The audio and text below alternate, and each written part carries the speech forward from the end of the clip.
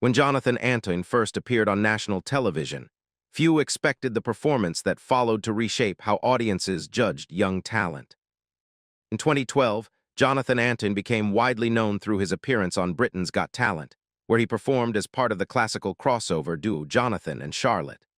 Prior to singing, judges openly expressed uncertainty, a reaction that quickly became a defining element of the audition once his vocal ability was revealed. The performance of The Prayer drew an immediate shift in tone, earning strong praise from the panel and a standing ovation from the audience. From a media standpoint, the moment was significant not only for its musical quality, but for how it fit into a broader television narrative. Talent competitions often rely on contrast and surprise, and Antoine's audition became a textbook example. Coverage following the episode focused heavily on the unexpected nature of his voice, with clips circulating rapidly online and viewership numbers climbing. However, early reporting also framed Antoine primarily around that single appearance. While the exposure was immense, it created a narrow public image, a young singer defined by one extraordinary moment. Industry analysts have since noted that such early framing can be difficult to move beyond, particularly for artists still developing technically and personally. At the time, Antoine was at the very beginning of his training, and the attention arrived faster than the infrastructure needed to support long-term artistic growth. That initial reaction opened doors, but it also set expectations that would follow him long after the episode ended. Overnight recognition can accelerate a career, but it can also compress years of growth into a matter of weeks. Following their run to the finals as runners-up, Jonathan and Charlotte entered a demanding media cycle that included live performances, interviews, and recording opportunities. From a reporting perspective, the duo became a consistent feature in entertainment coverage, often cited as proof of the show's ability to uncover unconventional talent. Yet behind the public appearances, the pace was intense. Industry professionals familiar with post-show contracts have frequently pointed out that finalists face abrupt transitions, moving from private life to structured commercial schedules almost immediately. For Antoine, still in his teens, this period marked a sudden shift from informal training to professional expectations. Press attention during this phase largely focused on outcomes, chart positions, performances, and public reception, rather than process. Less attention was paid to how young performers adapt vocally and mentally to this kind of scrutiny. Reports from that period suggest Antoine was still refining basic elements of technique, something common for singers whose voices are not yet fully matured. The duo's success brought opportunities, but it also highlighted a recurring pattern seen in televised talent competitions: rapid elevation followed by uncertainty about sustainability. As audiences celebrated the results, questions quietly emerged about what long-term development would look like once the cameras moved on. Those questions would become more relevant sooner than many expected. When a successful act changes course, public curiosity often fills the silence before facts emerge. Several years after their rise to prominence, Jonathan and Charlotte announced they would no longer perform together professionally. The decision, while presented as mutual and career-focused, prompted widespread discussion online. Entertainment reporting at the time reflected a mix of confirmed statements and unverified assumptions, a common challenge when high-profile partnerships evolve. From a journalistic standpoint, the separation marked an important transition.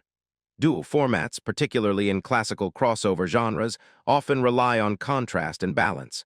When that structure dissolves, audiences naturally question what comes next. In Antoine's case, coverage began to shift from the duo's identity to his individual future. Importantly, there was no indication of conflict or controversy supported by evidence. Instead, official comments emphasized artistic direction and personal development. Nevertheless, reduced visibility in mainstream media led some observers to assume stagnation rather than transition. Media analysts frequently note that absence from high-visibility platforms does not necessarily indicate inactivity. In classical music especially, periods of lower exposure often coincide with intensive training.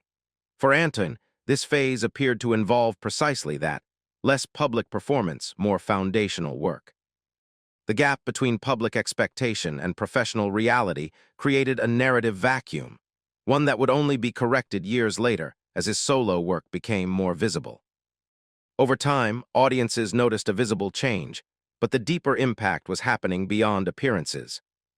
As Jonathan Antoine re-emerged in performances and promotional material, observers noted a significant physical transformation. Coverage of this change was widespread, often framed visually rather than analytically. However, vocal specialists interviewed in later years emphasized that physical conditioning can play a substantial role in breath support, stamina, and overall vocal control. From a reporting angle, it is important to separate speculation from substantiated outcomes. Antoine did not position this transformation as a publicity effort. Instead, it coincided with a period of structured vocal study and lifestyle adjustment. In interviews, he referenced discipline and long-term health rather than rapid change. For classical singers, especially tenors, breath management is central. Improvements in posture, endurance, and physical comfort can directly affect tonal consistency and phrasing.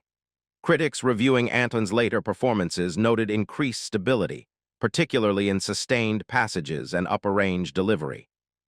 This period marked a shift in how his work was evaluated. Rather than being discussed primarily as a former talent show contestant, he began to be reviewed on technical merit. The transformation, while visually evident, was only one component of a broader professional recalibration. And that recalibration would soon be audible. A developing voice eventually reveals whether early promise was momentary or foundational.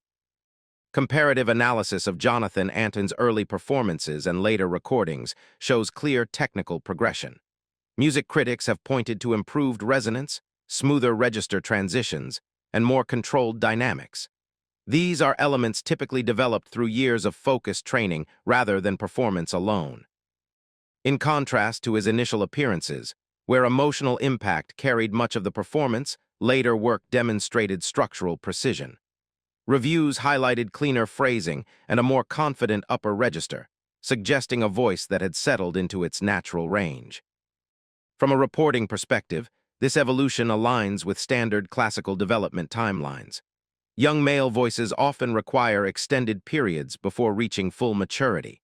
Antoine's decision to prioritize training over constant exposure appears to have supported this process.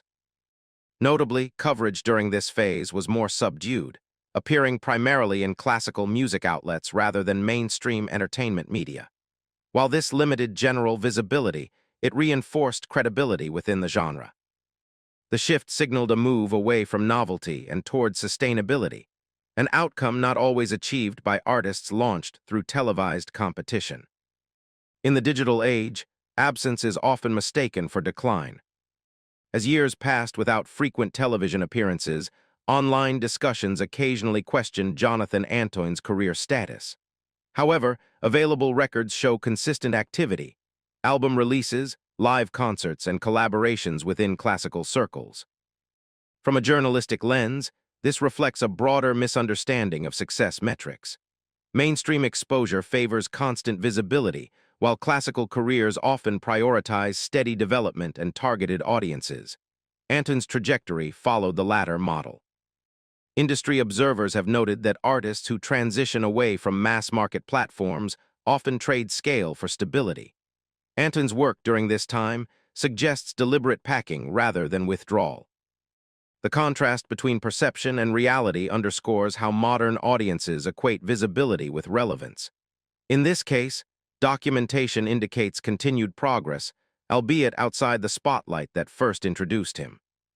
With time, patterns emerge that challenge first impressions. Looking back, Jonathan Antoine's career illustrates a less common post-talent show outcome. Instead of chasing repeated viral moments, he invested in gradual refinement. From a reporting standpoint, this positions his story as one of recalibration rather than reinvention. The early shock of his debut remains a reference point, but it no longer defines his work. Recent performances and recordings present an artist evaluated on consistency, control, and longevity. As discussions continue around the sustainability of televised fame, Antoine's path offers a contrasting case study, one where stepping back may have enabled growth that constant exposure could not. And in reassessing where he started versus where he stands now, the most notable change may not be what was gained, but what was deliberately